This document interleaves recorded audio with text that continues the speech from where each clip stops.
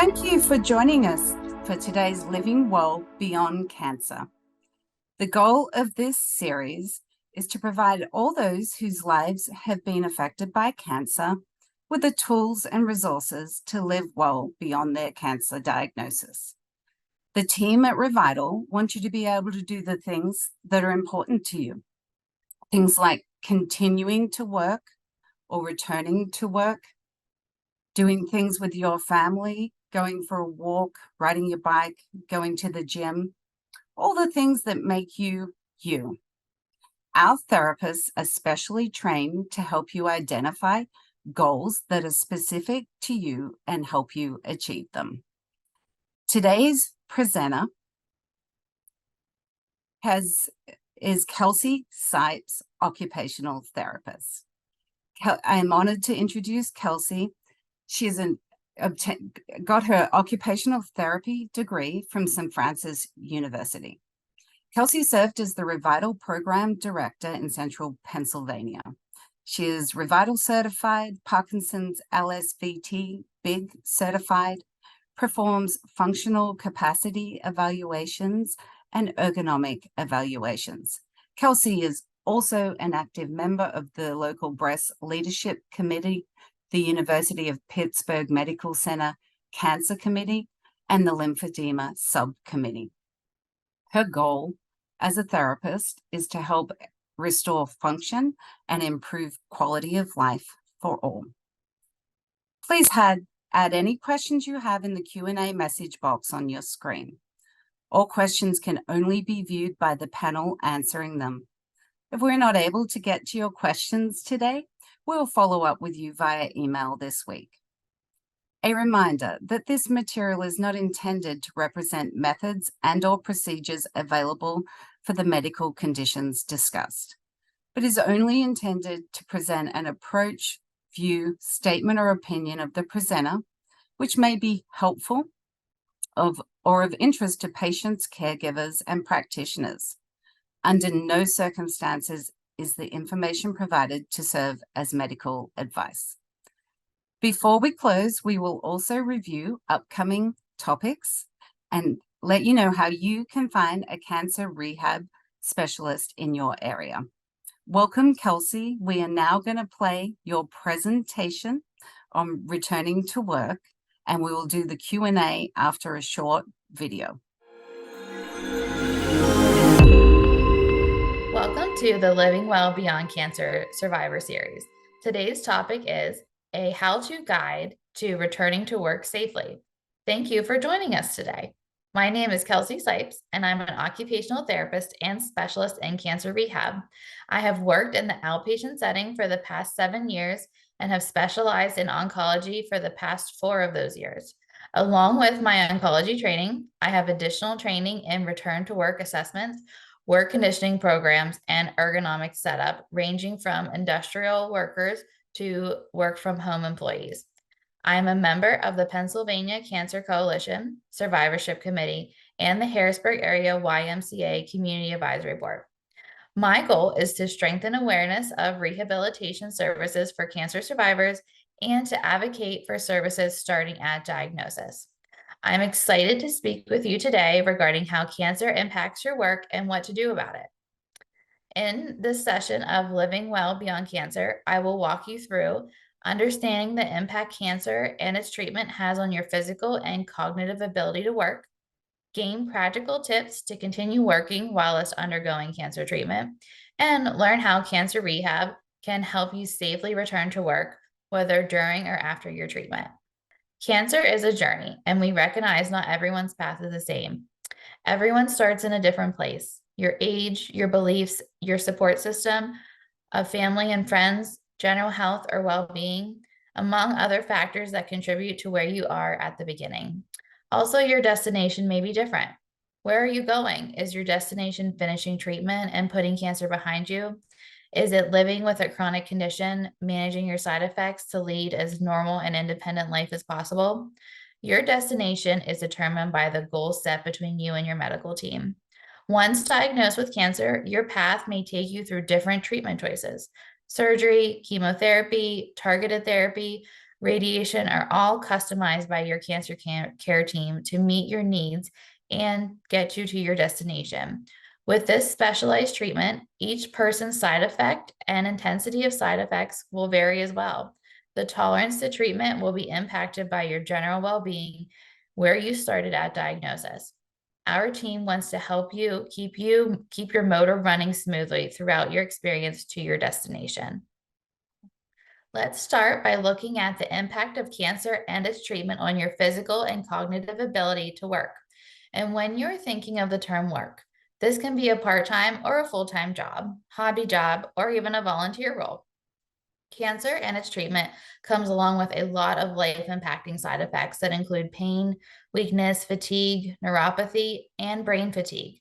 Many of these side effects start at treatment and can last months to years after treatment is finished.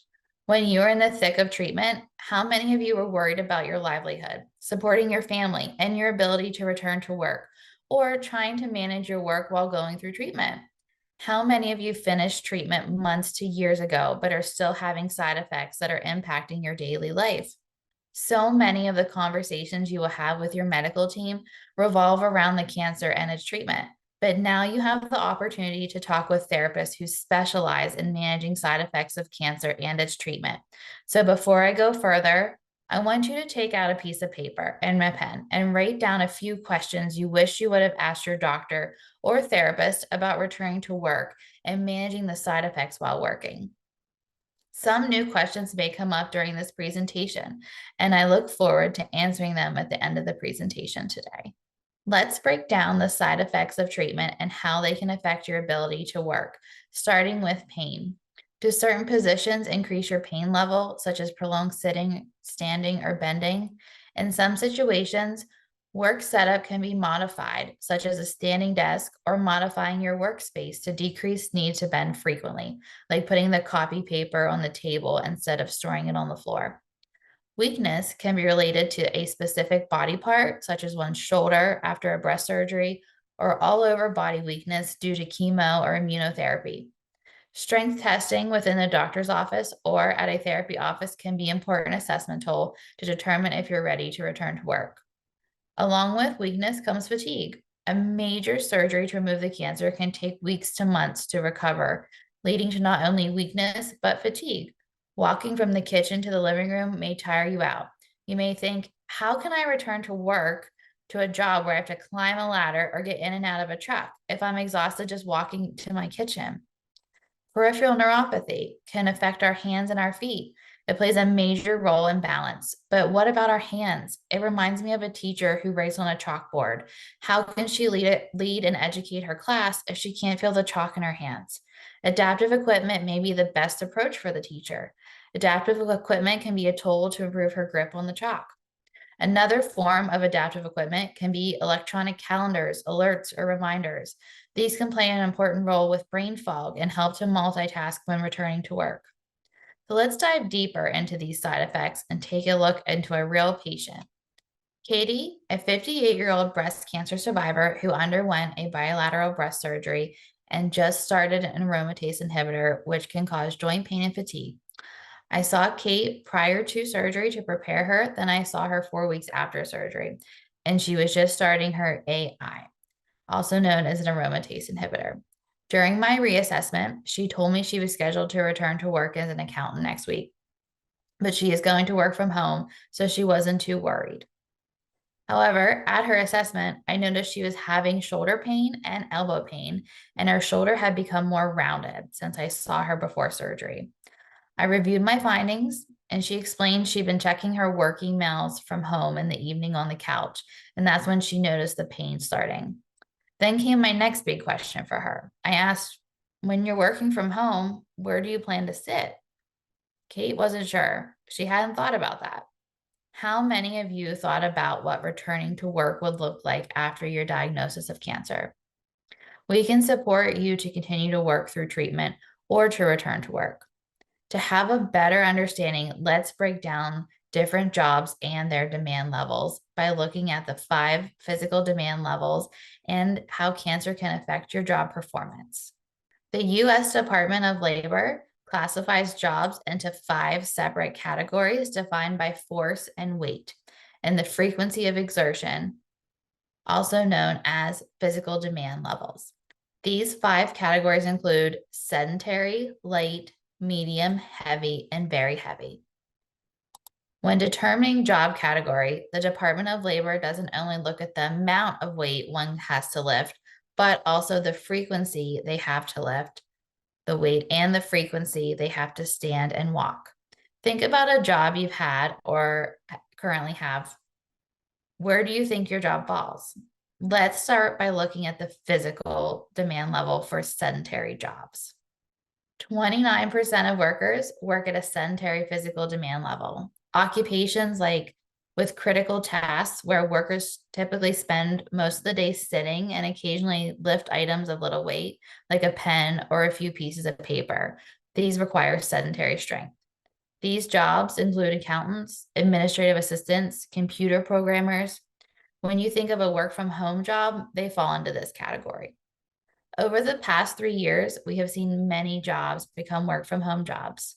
Many patients undergoing treatment are continuing to work because they have the ability to work from home.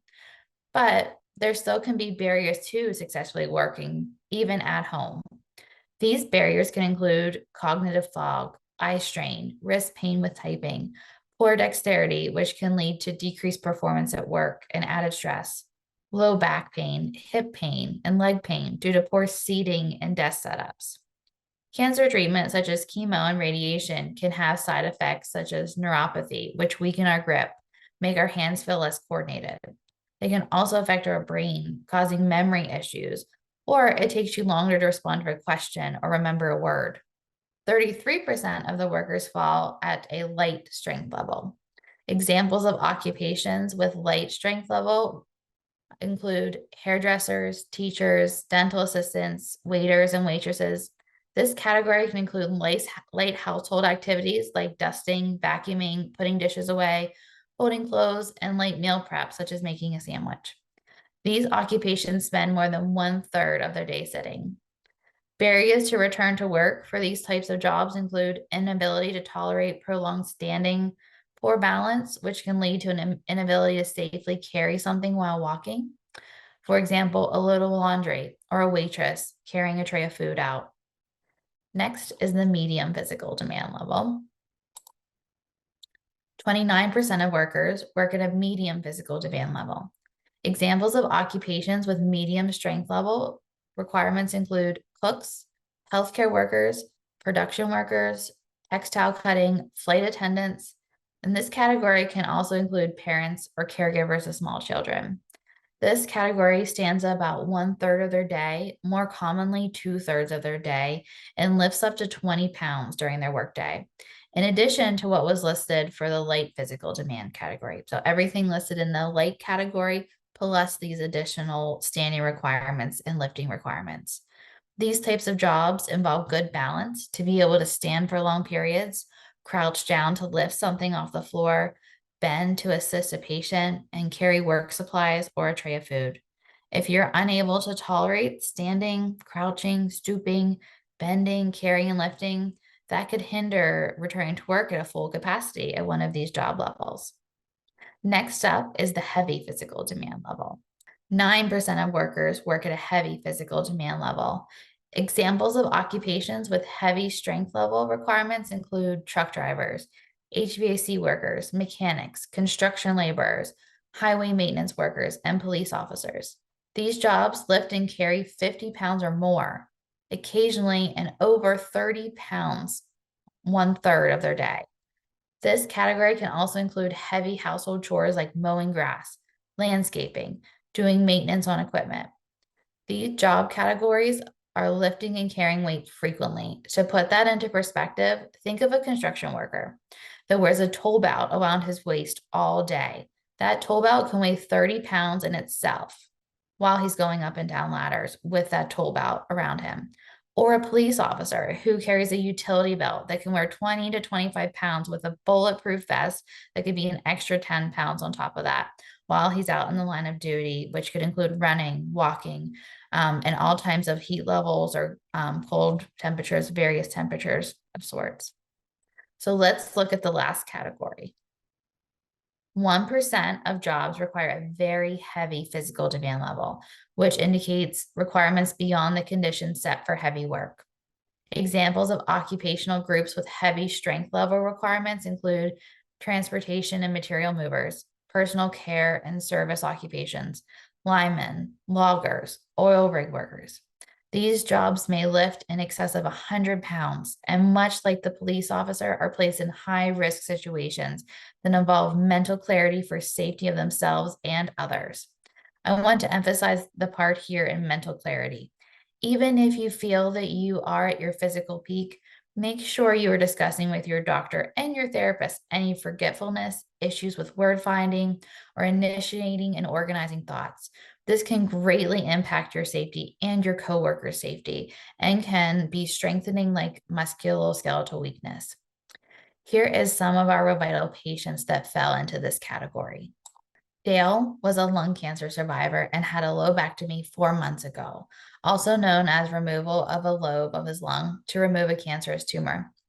Pressured to return to work to support his family, he decided to jump right back into work full time, which could be 10-plus-hour days. Dale worked as a foreman for a bridge construction company. His surgeon was concerned about returning to work this early, along with his therapist. Dale explained he rode around in the truck most of the day and his guys would help him out if needed. Dale made it one day into work before calling in to say, "I think I'm ready to see you now." I asked what had changed. He said, "I can't climb in and out of my truck. I can't even reach into the bed of my truck to pull out water from my guys. I'm really struggling." Dale didn't take into consideration all of the small things he did throughout the day, large steps to get into his work truck, repetitive reaching, prolonged sitting. Even with the help of his work team, he couldn't fulfill his duties and was risking another injury on top of recovery from his surgery. You will learn how we help Dale soon. But if you can relate and want to learn more about how cancer rehab can help not only after surgery, but during chemo, radiation, or years into survivorship, reach out to your doctor about a referral. A Revital therapist has many resources available to help you get strong and stay strong. Let's go over just a few of those now. One of the best tips is to move and exercise. The American Cancer Society recommends 150 minutes of moderate intensity exercise a week and 2 days of strength training a week. Not only can this help with your return to work plan, but your overall functional health. Stretching. It's important to perform counter stretches after time spent in an awkward position. Muscles that cold can shorten and tighten, so make sure you warm them up before any physical tasks. You should stretch at the beginning of the workday, before doing any physical activity, and after long breaks, such as lunch. The purpose is to increase blood flow to muscles and tendons and prepare muscles to do a more physically active job. And you need to create a plan. Create a plan for the workday that can include alternating sitting and standing. Compensate for sustained postures with stretching. Dynamic stretching is beneficial not only for your muscles, but for your endurance as well. Take snacks. Don't skip meals during work days. And set goals with your therapist. And also develop a return to work plan with your employer. Now, let's look at some practical strategies you can start utilizing right now. One of my favorite tips to share is the 20-20 rule. Long periods of viewing the monitor can cause eye fatigue and dryness and can cause a breakdown in posture. How many of you end up with rounded shoulders by the end of your workday? Remember the 20-20-20 rule. Every 20 minutes, take a 20-second break and focus your eyes on something at least 20 feet away. Rest your eyes and your posture. We've been talking a lot about desk work. So what does an optimal desk setup look like? Here's the picture of an optimum work design. Frequently used items should be 1 to 10 inches away, things like a keyboard or a mouse. Occasionally used items should be 10 to 20 inches away, for example, a water bottle or a pen. And rarely used items should be 20 inches away, such as files, staples, something you use 1 to 2 times a day. You also want a good chair. A good chair has high back, has a good back support in your lower back, and 90-degree angles at your hips, knees, and elbows. To obtain this, you may need to raise or lower your desk chair, The monitor should be 15 or 30 inches away from your nose and have a slight angle. Your feet should also be touching the floor. And also, we want to avoid crossing our legs at our ankles or our knees because that can increase pressure on our hips. So now let's talk about some of our heavier lifting jobs and tips to help with them. If you have a job that requires lifting, you want to keep items in your power zone, which you can see here is the green zone. This applies to home as well. Keep heavy objects at waist level in your home. If you have heavy objects that you cannot store at waist level, it's better to have them on the floor than to put them up high above your head. Think of something heavy in your home like a mixer. If it's not, there's no room available on your kitchen counter, it's better to store that on the floor and try to lift from the ground than lift it from overhead down to your counter. When lifting heavy boxes off the floor, make sure you're keeping them close to your body and go into a full squat. And I have an example on this next slide. So we learn to lift correctly at a very young age, like the girl on the left. But throughout life, we learn some bad habits, but make sure you're fully crouching down versus what the gentleman is doing on the left and lifting with his legs and back. But at this point, you might be saying, I don't know where to start. My endurance isn't great. I feel weak and I'm still having pain. This may be where a referral for cancer rehabilitation is appropriate. So what would it look like if you came in to see us for therapy? Your session would include a thorough medical history. We would discuss your job demand of your current job or whatever job you're planning to return to, and determine the physical demands of that job. Assess your current physical demand level, finding your starting point. Can you tolerate working an 8-hour day? Maybe your endurance level is more appropriate for a 4-hour workday. A thorough assessment looking at strength, balance, endurance, even memory, dual tasking, and fine motor coordination. And then we'll create an individualized treatment plan. So when discussing with your doctor about returning to work, some important things to mention are your pain, fatigue, and any falls you've had in the past or balance issues, shortness of breath, or brain fatigue when working at home or managing your finances. As we come to a close, let's look back on our 2 survivors I highlighted.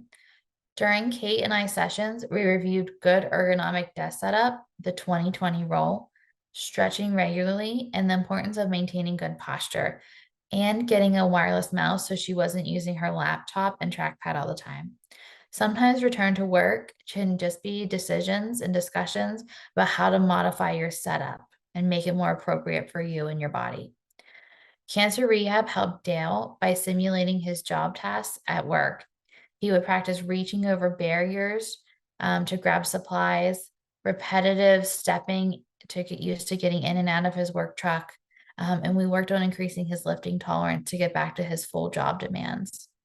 The key to any successful rehab plan is the patient and the therapist working together to establish goals and collectively working through a plan to achieve what matters most to the patient. No matter where you are in your cancer journey, work journey, or family journey, it's never too late to reach out for support. Revital is here to support you in all phases and aspects. We hope you enjoyed this presentation of Living Well Beyond Cancer, how cancer impacts your work and how to overcome it. I thank you so very much for your time today. It is such a gift we give one another, and I am grateful you shared some of your time with me. You can learn more about Revital Cancer Rehab on our website, revitalcancerrehab.com. There are Revital Cancer rehabilitation programs across the country composed of licensed physical therapists, occupational therapists, and speech and language pathologists who are certified cancer rehabilitation therapists. Each is able to take a detailed history and accurately evaluate your individualized cancer rehabilitation needs before, during, and after your cancer treatment. Our mission is to make cancer rehabilitation the standard of care for everyone affected by cancer to allow you to live your best life. And I could have not completed this presentation without the help of the amazing researchers and clinicians throughout the country. Here are the references for the presentation. Thank you.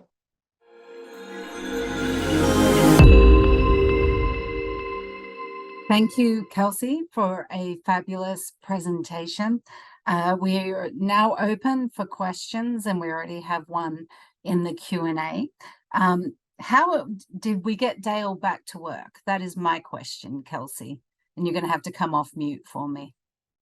That's a So we got Dale back to work by creating a structured work conditioning program that simulated as much of his job demands as possible within the clinic. So it involved obtaining a job description. So we reached out to his employer, or we got a job description that listed how much Dale had to lift for work, how frequently he stood on his feet, and we were able to categorize him down into those job physical demand levels I talked about, and taking those physical demand levels and breaking them down into job simulations. So, for example, if he had to lift 70 pounds for work, we weren't going to dive into a 70-pound lift, but starting in low increments and working on lifting weight through various size boxes and tools and working to build him up to that weight. And also in construction, usually wear a tool belt. We encourage our patients to bring as much of their work gear into the clinic. So if you're a firefighter, bring your firefighter gear in, bring it all in, because we want to simulate this in the clinic as much as possible, and help tailor it so we can get you back to your previous level of functioning and back to that endurance level that you were at prior. Yeah, and it's a great story. And as an OT as well, it is like the most functional thing we can do is what is your actual job? Where is your equipment? And let's look at it. I often get patients, I get my wrists hurt when I type setup. And I say, well, bring me a photo of what your work setup looks like. And I am yet to have someone bring me a picture of a station that is ergonomically set up to not continue to cause further pain or carpal tunnel or make it more difficult to type. So we have a lot of tools. Let's jump straight into some of our questions.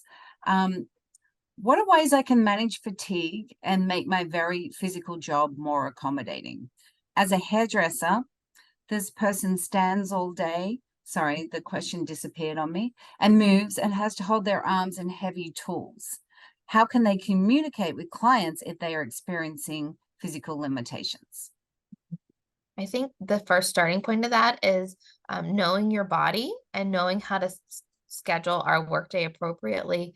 And that can depend on, your work environment, if you own your own or you're working for somebody else. But it could go back to talking to your employer too, of knowing your body and when you need to put in those structured rest breaks within your workday. And that can be talking to your employer, but also to your clients, and not having to explain your health history, but just say, I need to set a break during this time, and I'm going to step out and stretch. And that can encourage conversations with Right. your clients too, of the importance of, you know, staying in one position all day long is not good for our body. And I Right. want to be here and be able to do your hair for a very long time. So I need to take care of my body. I'm not even going into your health history, but just saying I want to take care of my body, because we all need to do this and take care of our body and stretch regularly and not stay in these positions for a long time, and move around. And just really listening. If you're staying one way for a long time and you're feeling soreness and your body feels tight, doing those counter actions of I'm being rounded all day. Now I need to work on stretching through my shoulders and my chest to work through that. I think another thing that as an OT as well, ensuring there is that lunch break, even if it is short, because my hairdresser doesn't take a lunch break and she will do 10 hours straight. And I do not know how she does it without a cancer diagnosis. And perhaps you do better in the morning. So you see the majority of clients then, perhaps you do better in the afternoons. Like you said, know your body, know how you perform. Perhaps you'll need to build up to working at the level you previously did. I think clients are always very understanding when we say we do need to take care of our own body as well. Next question that we have is, how do I know what job category I fall into? And how do I use this to have a conversation with my employer? So if you are seeking a therapist, whether it's an occupational therapist or a physical therapist, part of our training is knowing about different physical demand categories and talking with your therapist about what you do for your job. And they might ask you questions. How long do you stand for during the day? How long do you sit? What's the heaviest thing you have to lift during the day? And how often do you have to lift that? Those are all pieces of knowing your job category, and we can use that to break that down into your physical demand level.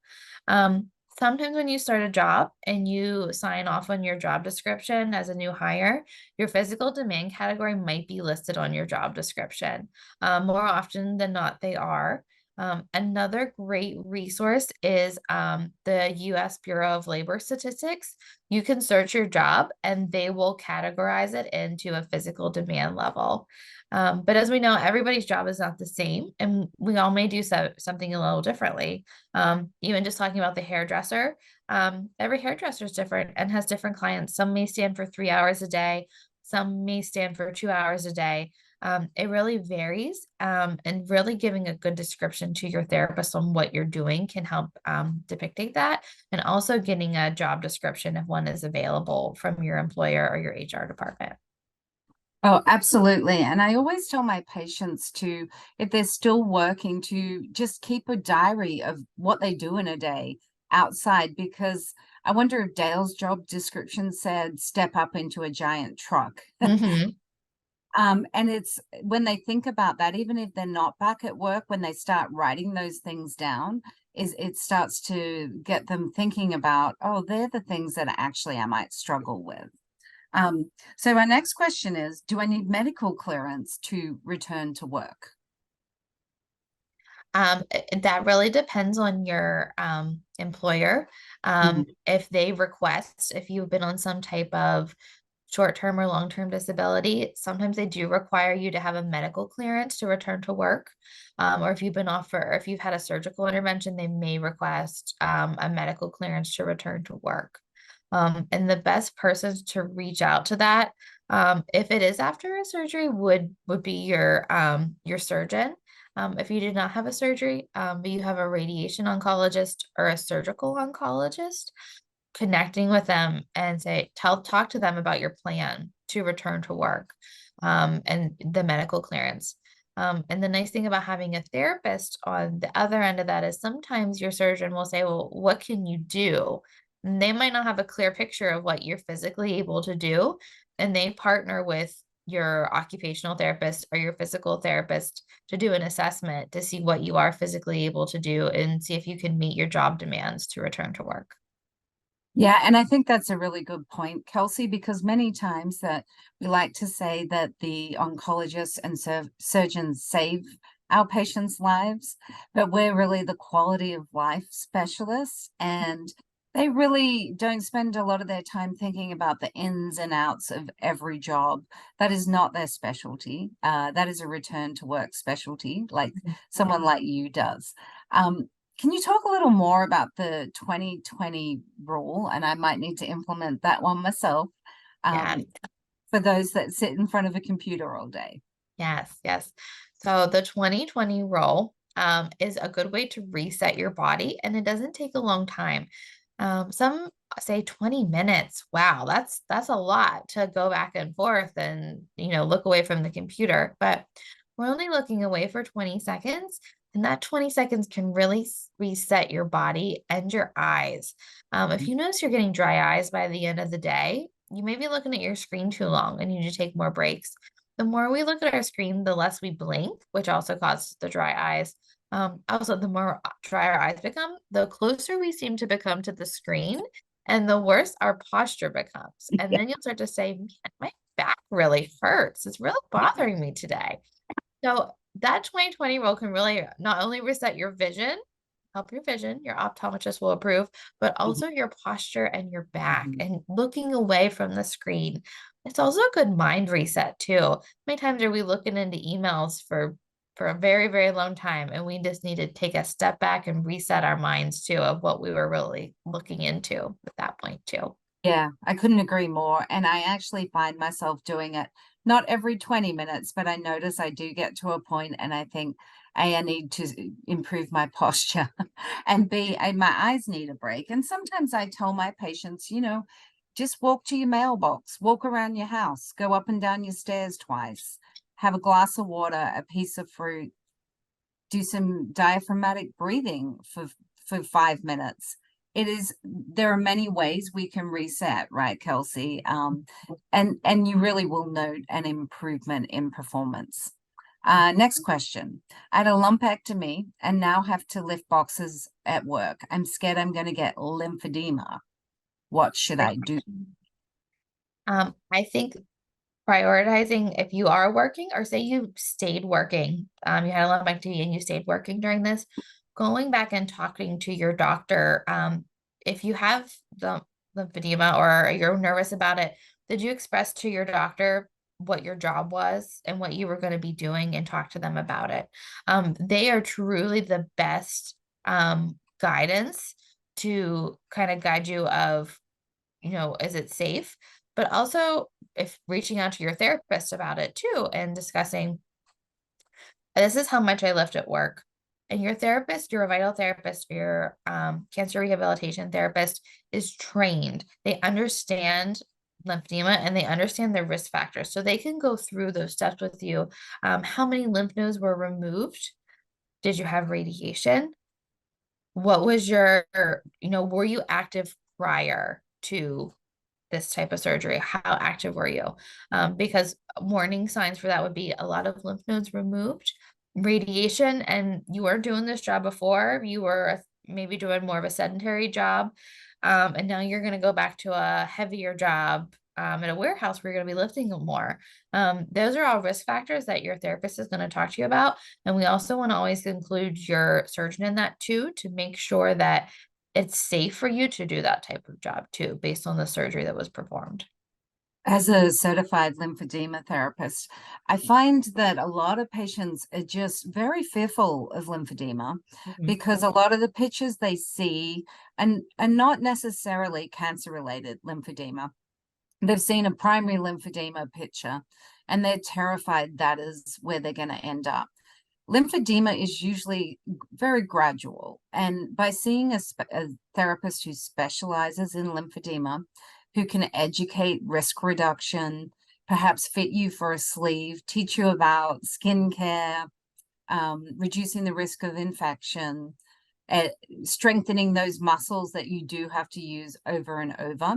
I find patients really take a lot of solace out of that and also feel much more comfortable because there are things that you can do to reduce your risk of lymphedema. We have another question coming in. What if work is more of a stress tolerance problem versus a physical tolerance? Post-radiation treatment can affect the spinal cord and hence the nervous system. My career job has been very high stress. Any ideas on this situation? That's a great point. We talked a lot about physical stress, but what about the other part of it, the more emotional stress of managing your job? And I would start with this conversation of sitting down with my patient saying, what are those stressors in your work life?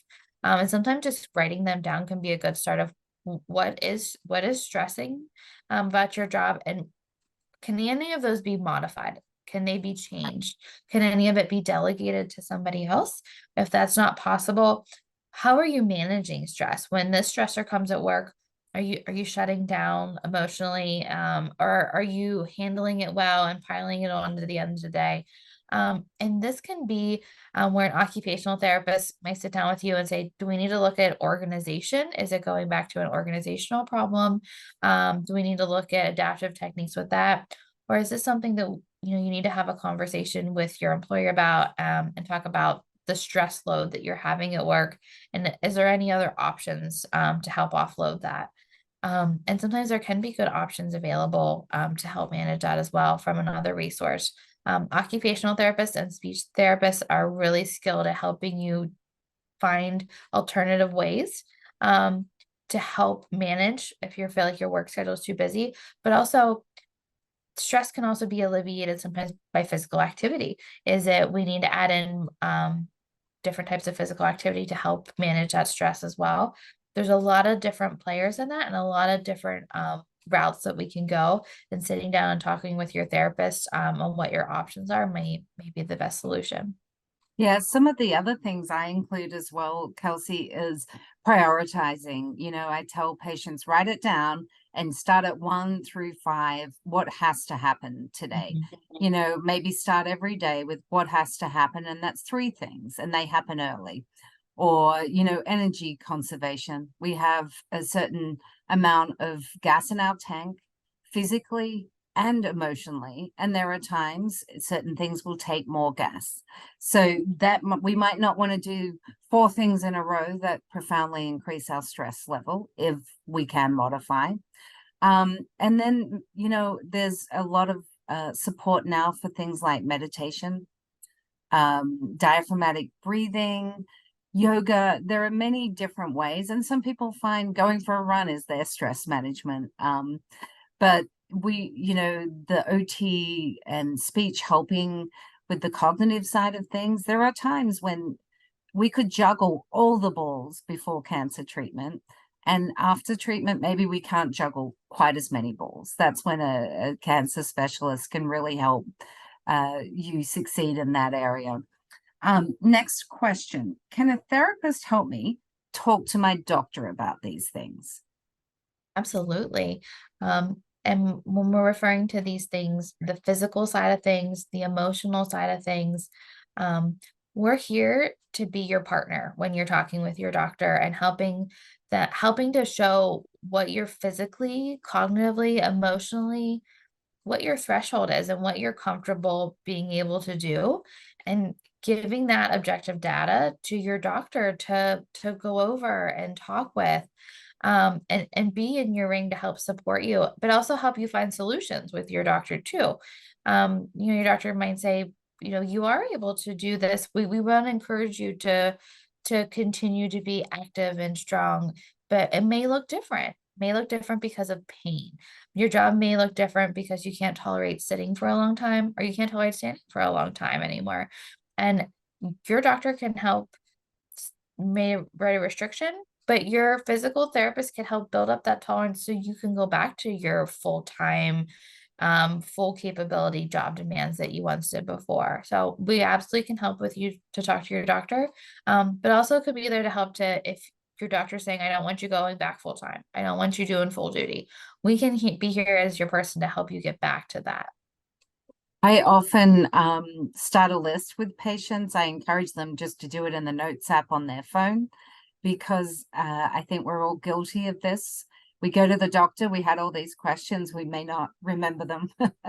And so throughout, because again, remember, therapists tend to spend more time with the patients than the doctor has the opportunity to. They're looking at what's your side effects, how you're tolerating treatment, how your scans were. We tend to be able to have those longer conversations. And I often will say to patients, start that list, and every session we'll add a question or two. Encourage them to how to word it sometimes with their doctors, what their biggest concerns are about returning to work. Had a nurse recently who was going back to work, was very concerned about her shoulder. The doctor had no idea she was a nurse, let alone a nurse on a patient floor. So the doctor actually found that very helpful information, got her into PT. She's doing great. She's working back at her normal shifts and succeeding. So you'd be amazed what therapists can help you communicate with your doctor. Next question. If I have not been working, should I plan to go back part-time or full-time? That can definitely vary by person and job, but I think the first question to ask yourself is, if you went back to work today, do you think you could do your job the same you did it before the cancer, before the treatment, before everything you've previously went through? And that's the first starting point is, yes, I think I could do it 100%, or no, I couldn't do it 100%.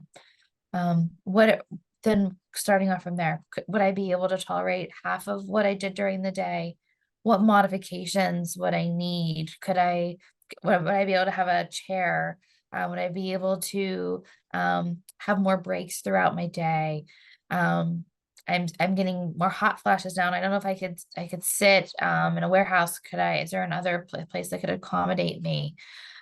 So looking at if you're not feeling you could do your job 100%, what are the barriers, and sitting down and trying to strengthen and work on adaptive ways to help get you back to that 100%. But really asking yourself, do you think you could do a full-time position? And if you do say yes, I think I could do it 100%, share with your therapist what your work entails, because they might be thinking of something that you might not have thought of. Like we talked about, Kate, I said, I'm going to work from home. I can do this. I can do my full job from home, no problem. But she didn't think about, I'm going to be sitting on my couch, not looking away every 20 minutes with my shoulders rounded and a not great ergonomic setup, right? And it may have led to more problems than what she started with before. So even if you're thinking about going back 100%, share your role and share what's going on with you. And someone Mhm. else might have some ideas to help make it a more successful transition. I had a patient, Kelsey, who had pretty moderate peripheral neuropathy in her hands. And she said just offhand one day, it's really not that bad, except for when it's cold. And the warehouse I work in is unheated. And so I said, so all day at work, it's bad. Yeah. Oh, yeah. It's terrible at work. And so all we came up with was wearing some of those thin runner's gloves so she could still pick up boxes, because she couldn't really feel great in the thicker gloves that they had previously worn. And then she just came back and she was like, yeah, it's fine now. I'm actually able to do more. My neuropathy is better. And it was just a very offhand discussion we were having. Mhm. I'm going to make a call for final questions, but here is one. Which type of therapist should I see to help me prepare to return to work? That and maybe it's the OTME, occupational therapists, we tend to have a little more background in work related functions. Occupational therapists look at three divisions. We look at your basic needs, which we think of as your bathing, your dressing, your grooming. And we look at your needs to be able to take care of yourself, which is um, take care of your home, yard work, but it also can include your work. So one of the big questions we like to ask is about your work. And what is your work? Is your work a 9 to 5? Is your work taking care of your grandchildren and helping you successfully accomplish that work? And we also look at your leisure activities and help you accommodate and successfully do your leisure activities to your best abilities. So occupational therapists are a great resource to reach out, but physical therapists are a great resource as well, from understanding the different, when we're thinking of balance and endurance and strength, a physical therapist is a great person to come up and talk to about different ways to strengthen your body into that. And a speech pathologist, a speech language pathologist, if you're worried about cognition, memory, different types of cues to help you if you're having brain fog related to your diagnosis and its treatment. So all three play three very important roles. In some areas, you may be able to see multiple. You may be able to see a physical therapist one time a week and an occupational therapist one time a week, or you see an occupational therapist and a speech language pathologist within the same day. All three of us work together as a team to try to accommodate that. And speaking when you reach out for a referral, the nice thing is about our centers is we all know our strengths and what we're great at, and they can kind of direct you into the right area that's best for what you have going on. So be ready to have that conversation of, well, this is what I'm experiencing and this is what I really want to get back to. Yeah, and I think that is one of the great benefits of Revital. It's a national program. We have many therapists that are certified physical, occupational, and speech and language pathologists. And we all have our specialties, and we do work as a team, including with your oncology team, to help get people back to where they want to be. We're going to call that a day on the Q&A.